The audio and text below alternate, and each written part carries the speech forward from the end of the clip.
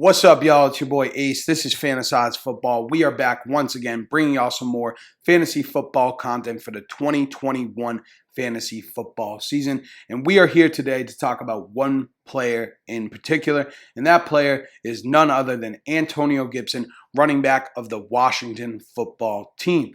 But before we get into that, quick shout out to each and every one of you that come by on a weekly basis, give your boys some of your time, showing love, showing support. I really appreciate it from the bottom of my heart. I can't put it into words how much it means to me. And if you're new, thank you for giving me some of your time. I really hope you enjoy the content. And if you do, make sure to leave a like on this video. It really helps. And if you enjoy this video, if you've been enjoying the content that we have been putting out, make sure to subscribe to the channel if you haven't already. Really helps the channel grow. Help me put some food on the table for me and my dog back here. I would really appreciate it. It's free. Help me reach that goal of 100 subscribers on YouTube by the end of the fantasy football season. But with all that out of the way, let's talk about Antonio Gibson, baby. The train is leaving the station. Chew, motherfucking chew, baby. So, Gibson, I am leading the hype train this season. I am the conductor of this train. And Antonio Gibson, what have we heard this offseason? Nothing but good news. We've heard from the coaching staff they want to get him more involved in the passing game. Then Ron Rivera, head coach, comes out and says he expects a big leap from Antonio Gibson. And this could just be coach speak. But if it's not, and if these reports are true, it means that Antonio Gibson could hop into a near workhorse role in this offense. And we've seen it in the past with Ron Rivera with none other than Christian McCaffrey. Now, do I expect Antonio Gibson to be Christian McCaffrey? Probably not. But if we can get a kind of CMC Lite type of situation, oh, we got an email. Nope, we are going to just delete. But if Antonio Gibson can hop into kind of a Christian McCaffrey light type of role, then that is huge for fantasy football in 2021. But let's touch on Washington real quick. Now, they bolstered their offensive line in the draft and in free agency. On top of that, in free agency, we see them add Ryan Fitzpatrick, big upgrade at quarterback from Alex Smith, big-time weapon in Curtis Samuel, and they draft another weapon in Dyami Brown in this year's draft. I expect significant improvements in this offense with these additions. Ryan Fitzpatrick, Curtis Samuel, Dyami Brown. Expect them to be a more efficient offense, a more high-octane offense, and I expect Ryan Fitzpatrick to put them in more positions to score the ball. Now, with these more weapons in this offense, with Curtis Samuel, McLaurin, Dyami Brown, Logan Thomas, J.D. McKissick, etc. Defenses are not going to be able to hone in on Antonio Gibson and on the run game. And this is great because we should see, on average, less defenders in the box for Antonio Gibson, allowing for him to be more efficient in this offense.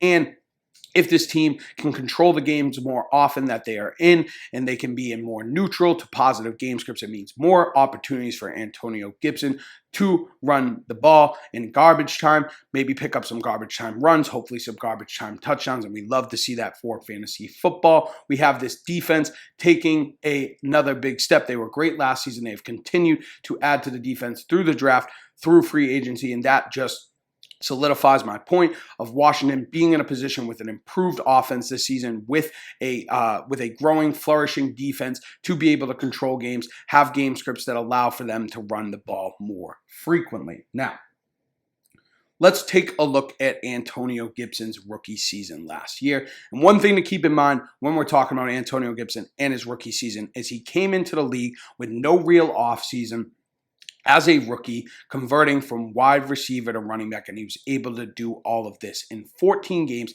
he had 170 carries, 795 yards, 11 touchdowns on the ground, and 44 targets, 36 catches, 247 yards through the air, 4.7 yards per carry, 5.6 yards per target, and an 81.8% catch rate. Good for the running back 12 overall last season, and the running back 17 in points per game based on half PPR.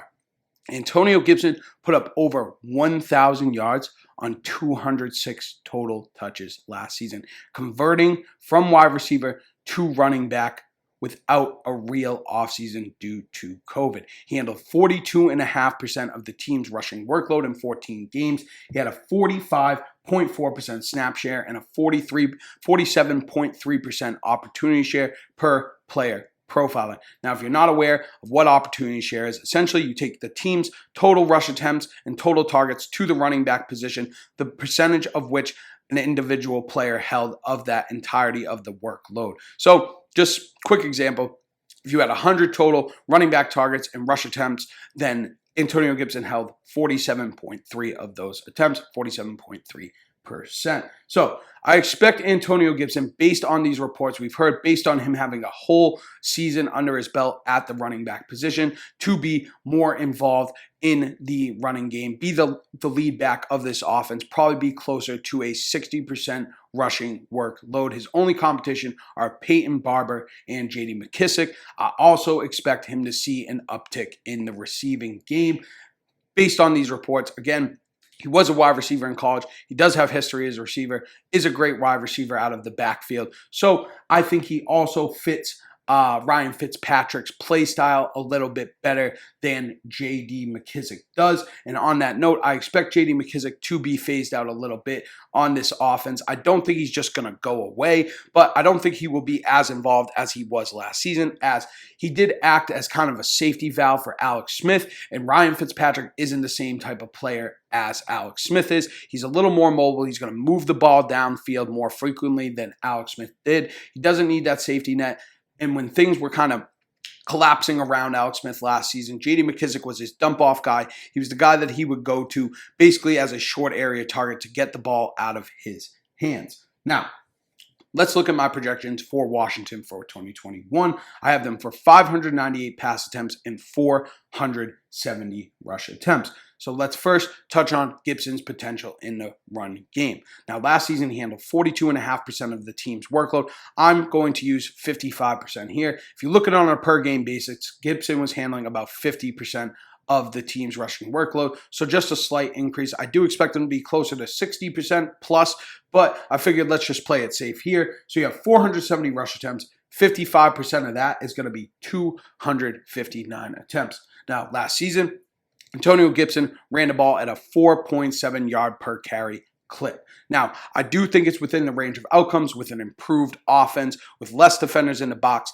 that Antonio Gibson in turn does build on or at least maintain his efficiency from last season. But just to play it safe, let's give him a slight decrease in terms of yards per carry from 4.7 yards per carry to 4.5 yards per carry. We take those 259 attempts, 4.5 yards per carry. That is 1,165 yards on the ground. Now, let's look at the receiving game. Last season, in 14 games, Gibson held a 7% target share. As the season went on and they made the switch to Alex Smith at quarterback, like I had mentioned, J.D. McKissic became more involved in this offense, led all running backs in targets last season with 110 targets. He acted as that safety valve. He acted as that short area target when things were collapsing around Alex Smith, and Fitzpatrick don't need that. They already said they want to get Gibson more involved in the passing game, so I expect that is what's going to happen. McKissic last year held an 18% target share, a whopping 18% target share last season, and I don't expect him to be nearly close to that this season. And a lot of those targets will go to the wide receiver core, but I do expect Gibson to pick up on some of that. So we take that 7% target share and bump that up to 10%. That's going to be 60 targets for Mr. Gibson. And before we dive too far into this, let's go ahead and look at Ryan Fitzpatrick versus Alex Smith last season. Now, Ryan Fitzpatrick played in 9 games last season, Alex Smith in 8 games. Fitzpatrick threw the ball 267 times for 2,091 yards, 13 touchdowns, 8 interceptions, a 68.5% completion rate, 7.8 yards per attempt, 4.9% touchdown rate. On the other hand, Alex Smith threw the ball 252 times for 1,582 yards, 6 touchdowns, 8 interceptions, 66.7% completion rate, 6.3 yards per attempt, and a 2.4% touchdown rate. Fitz is going to throw the ball deeper down the field more consistently than Alex Smith did last season. And I think Antonio Gibson fits that mold better as the pass-catching running back than J.D. McKissic does. So let's take those 60 targets that we just talked about, right? And we are going to assume a slight dip in efficiency with the increased volume. And I think this is feasible. This is probably what's going to happen because you are switching quarterbacks. You do got to adjust to that. So instead of 81.6%, basically 82%, we will go down just below 80% to 79% for Gibson in terms of catch rate. You go ahead, you take those 60 targets, 79% catch rate. That is good for 47 catches. Now, I am going to hammer this into y'all's minds. I'm going to say this over and over and over again. I will beat a dead horse with this one. Fitz is going to move the ball downfield more often than Alex Smith is. He is going to throw the ball deeper on average, and there's no way around it. That is objective. So I think it's fair to assume that 5.6 yards per target for Antonio Gibson last season shoots up to 6, and that's on the safe end. So if you take those 60 targets and you use 6 yards per target, that is going to be 360 yards receiving. And let's touch on the touchdowns. Last season, Antonio Gibson scored a touchdown on 1 of every 15 carries. 6.5% of his carries resulted in a touchdown. Now, I do expect some regression here, some serious regression. So let's go ahead and play it safe, and we'll cut that number in half. That would be 8 touchdowns on the ground for Gibson in 2021. And last season, Gibson did not score a touchdown in the receiving game on 44 targets. And this is where I see some positive regression coming into play. Fitzpatrick held a 4.9% touchdown rate last season. Let's just assume that Gibson scores a touchdown on 3% of his targets. 60 targets, 3% touchdown rate. That is going to be 2 touchdowns receiving. Now let's smack that shit together, make a nice Antonio Gibson, Ryan Fitzpatrick sandwich here. All right, we got 259 attempts, 1,166 yards, and 8 touchdowns on the ground, and 60 targets, 47 catches, 360 yards, and 2 touchdowns receiving. Good for over 1,500 total yards and 10 total touchdowns. 236.1 half PPR points, 13.9 points per game, which would have been good in half PPR for the running back 13 on a per game basis last season, based on all running backs that played 5 or more games last season. And I think what we just discussed, what I just said, is more of a floor for Antonio Gibson if he can stay healthy. The one thing we have to worry about with Antonio Gibson is the turf toe injury. He has came out and said that it has been bothering him still. But based on the reports that he has been cutting well and he looks good in camp, and all the coach speaks saying they want to get him more involved. They want to get him more involved in the passing game. Big leap via Ron Rivera. I don't think they would have said a lot of these things if they didn't think Gibson was going to be ready to go for the season. But there is the risk that he does end up needing surgery or whatever, and that could affect Antonio Gibson's value of course. But I do think this is more close to Gibson's floor than it is the ceiling, with what they've said, as the coaching staff has said, getting him more involved in the passing game, getting him a big leap, all that good stuff. And then on top of that, having a full season under his belt, converting from receiver to running back, being a running back, being comfortable in this offense, having more opportunities overall with a better offense. So let's look a little bit closer to what I think his ceiling could be. Let's assume that he handles 60% of the workload, 470 rush attempts, 60% workload. That is 282 attempts. Let's assume that he maintains his efficiency from last season in terms of yards per carry at 4.7. While I do think he could build upon this with the better offense and be closer to 5 yards per carry, let's just go ahead and play it safe and say it's 4.7, 282 attempts, 4.7 yards per carry. That is going to be 1,325 yards on the ground. And let's assume that he moves a little closer to the target share of J.D. McKissic of last season. Like I had said a million times, beating a dead horse here. They did say they want to get him more involved in the passing game. So let's say he goes up to a 13% target share. That is going to be good for 78 targets this season. We'll use that same 79% catch rate that we used when we were doing the previous stat up. That will be 62 catches. And let's assume a big leap in yards per target, because like I've said a million times, you better get this through your fucking heads that Ryan Fitzpatrick is going to move the ball further downfield on average than Alex Smith. 5.6 yards per target, move it up to 6.4. Food for thought. Myles Gaskin last season was over 8 yards per target playing with Fitzpatrick last season. Now, Gaskin's a great wide receiver out of the backfield. Antonio Gibson literally was a fucking wide receiver before he came to the NFL. So I don't think it's outside of the range of outcomes that he's somewhere between 6 and 7 yards per target. So let's just use 6.4 to be safe. And then we take that 6.4 yards per target, 78 targets, that's 499 yards receiving. And then let's go ahead and just assume similar regression in terms of touchdown rate for Antonio Gibson on the ground. But instead of cutting in half, we'll use 60%. He would score the same 11 touchdowns that he did last season on the ground. And then we'll just throw in those 2 receiving touchdowns like we did last time as the icing on the Antonio Gibson cake. So that would be good for 282 attempts on the ground, 1,325 yards, 11 touchdowns, and 78 targets, 62 catches, 499 yards, and 2 touchdowns through the air. Over 1,800 total yards, 13 touchdowns, good for 291.4 half PPR points, 17.1 half PPR points per game, which would have been good for the running back for in half PPR fantasy points per game last season based on all running backs that played 5 or more games.